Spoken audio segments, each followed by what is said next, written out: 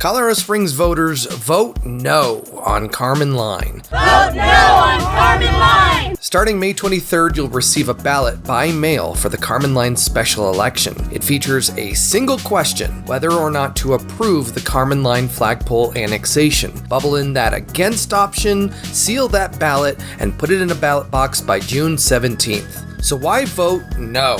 So it just doesn't make any sense. If we have the Carman Line annexation, it'll put a big stressor on emergency services and infrastructure that Colorado Springs residents will then be on the hook for. So I'm a big believer that we should take care of the city that we already have. We can't afford this. If you care about the city, you want to keep the money with the city that we already have. So it's really important that we make sure that we only have development that is really going to benefit our residents rather than just developers. Let's break down why Carman Line is an irresponsible, illogical, inefficient, and expensive way to grow our city. Part 1. What is Carman Line? Carman Line is a proposed 1,900-acre development, a flagpole annexation, miles beyond the current boundary of Colorado Springs' largely undeveloped eastern fringe. There, developer One La Plata wants to build a suburban-style enclave of 6,500 homes and commercial properties over 20 years. The developer says they're building there to support the servicemen and women who work at nearby Schriever and Peterson Space Force bases. Basically, it'll be a self-contained city out in the county that Colorado Springs residents will ultimately pay for. Conservatives and liberals alike are united in a bipartisan front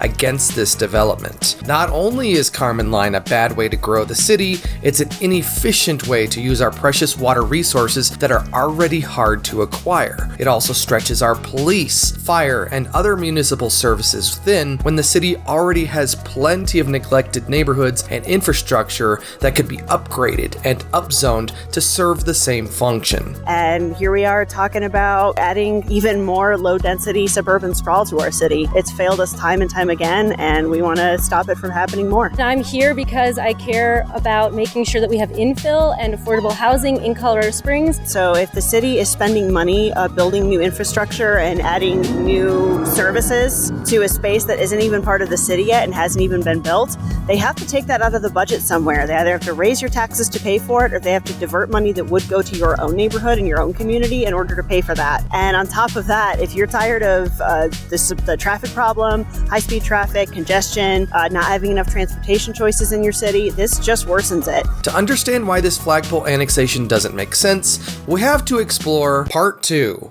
What's a flagpole annexation? Let's take a step back. The advantage of living in a city is that you have easy access to fundamental services like water, power, sewage, roads, stormwater infrastructure, fire protection, police and medical services, internet access, and garbage collection. So what if you're a developer and you want to make some money? Your entire business is acquiring real estate, building stuff on top of it, and then selling it. So you acquire a contiguous series of parcels outside of a city with the goal of recreating the vibes and features of being inside a city.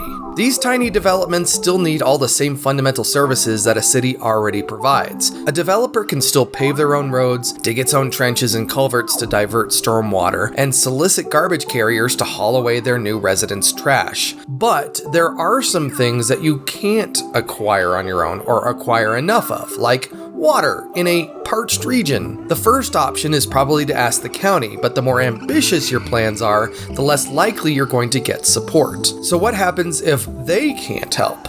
Well, then you start pinging nearby cities until someone agrees to lend you the utilities you can't get. Through a legal process called annexation, they'll incorporate your tiny development into theirs, so you don't have to worry about managing that stuff after a while. But wait! The city's over here, and your land is over here.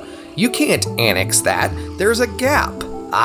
Now it's time for some legal trickery. The city will also annex a strip of land, usually a road, between the two entities. This becomes what's called a flagpole, hence flagpole annexation. So let's tie this back to Carman Line. In January 2025, Colorado Springs City Council voted to approve the Carman Line flagpole annexation. Afterward, through petitions, it was challenged by the people of Colorado Springs. Rather than reverse their previous decision, City Council instead voted to send the issue to residents in a special election at the cost of at least $500,000. And so here we are. Part 3. But doesn't our city need to grow? Vibrant, successful cities grow. it's inevitable. A city's responsibility then is to craft the best, most responsible plans on how to do it.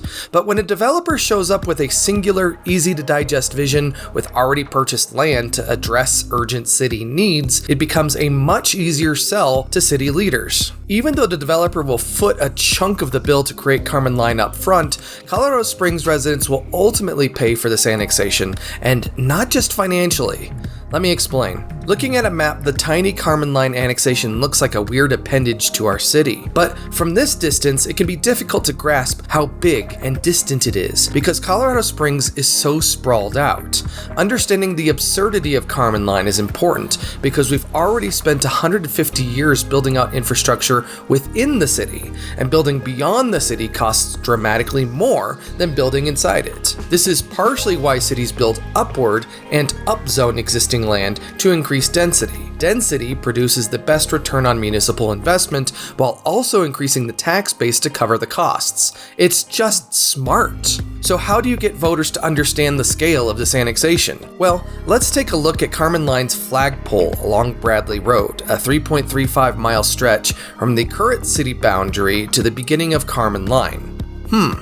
What else is 3.35 miles long? Well, it so happens that it's the same as the distance between Acacia Park in downtown Colorado Springs and the Citadel Mall along Platte Avenue. Take that distance and apply it to the edge of town, and that's how far out Carman Line is. And so in protest of the annexation, we set out on a warm, sunny Saturday to walk that distance. The city we already have has a lot of unmet needs. We're going to see that on this walk. And I think another cool thing is that as we walk along on our way to the Citadel, when you move west to east in Colorado Springs, you are also walking through history, because that's the direction the city has expanded in. And so every half mile to a mile or so, you're going to see another wave of expansion, and they get more and more sprawl-like as you go along. And we're going to land, as it would happen, in a bankrupt shopping mall.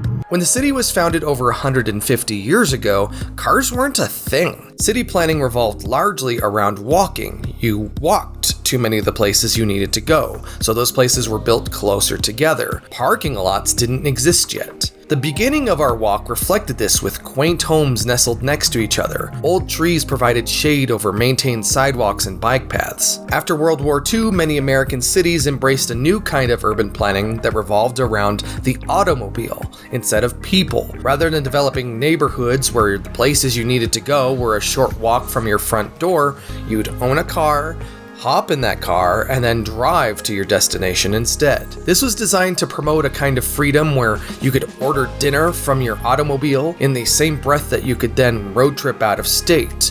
But it also produced a brand new style of urban design that placed everything you need, like hospital services or a steady job, well out of walking distance, something that disproportionately penalizes those who don't own a car, but also everyone who does. Here's the thing, nearly every issue you may have with the city, from the potholes and congested traffic, to long 911 queues and slow police response times, to undeveloped parks and parks with locked bathrooms, to deserts where there are no grocery stores or hospitals nearby, exists because of this unrestrained, undisciplined, and irresponsible suburban sprawl. As we crossed Union Boulevard on our walk, we entered a blighted slice of the city's suburban core that Colorado Springs seems to want to forget, despite the best efforts of those who live there. Once the edge of the city, this section was a treeless void of concrete and decaying buildings with a deafeningly loud arterial road running right down the middle. The Citadel Mall, once a thriving commercial shopping center, now stands quiet and alone amidst an ocean of empty asphalt that boosts the city's heat island effect. So how does Carman Line fit in with all this? Part 4, the problems with Carman Line. For one, Colorado Springs is a city that needs to grow, but it clearly has plenty of existing opportunities for reinvestment,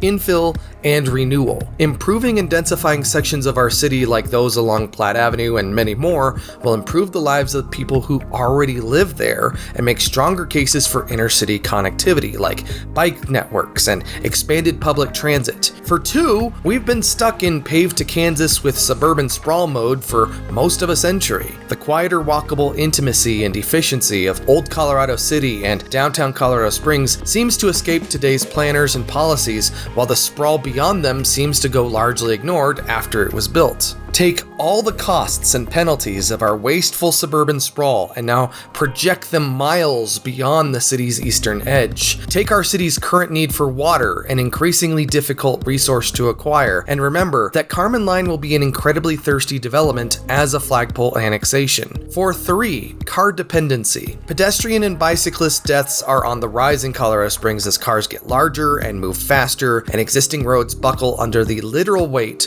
of handling more and more people in cars needing to drive to and from increasingly distant locations. Carman Line's flagpole, Bradley Road, is currently a 2-lane county road, but it will eventually need to be upgraded to a 6-lane road, like Austin Bluffs here, that will undoubtedly still favor cars as a singular mode of transit. Remember that those living in Carman Line will still need to come back into town for any of the services they can't get out there in their neighborhood. Despite being miles in the country, Carman Line is going to be just as loud and produce just as many emissions as any other slice of suburban sprawl. Within Carman Line, we see a similar story. Despite its mix of zoning and zone densities, commercial properties still reside along one side of the property, rather than being dispersed throughout to encourage walkability. If you live in Carman Line, you're still very much going to be encouraged to drive to the local eatery or grocery store within the property, which will recreate all the issues that we face deep within Colorado Springs. Part 5. Vote no on Carman Line. Here's the thing. Carman Line can't exist without Colorado Springs. If One La Plata believed that their development could be built with county resources alone,